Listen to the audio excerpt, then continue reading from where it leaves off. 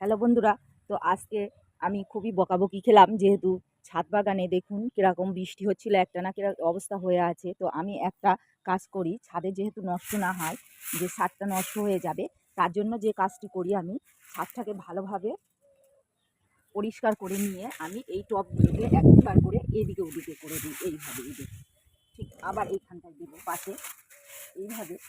এখন আমি সব ছাদ টবগুলোকে ভালোভাবে ঘুরিয়ে পরিষ্কার করে নেব।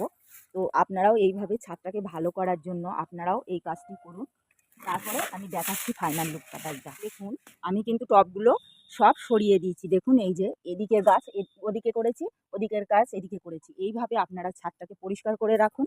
আর তারপরে আমি পাতাগুলোকে দেখুন বস্তায় ভরে নিয়েছি। এইভাবে বস্তায় ভরে ভরে আপনারা বস্তা বস্তা পাতা পচা সার বানিয়ে নেন, তাহলে আপনার কোনো অসুবিধা হবে না। ছাদের এক জায়গা বা নিচেই যদি খালি থাকে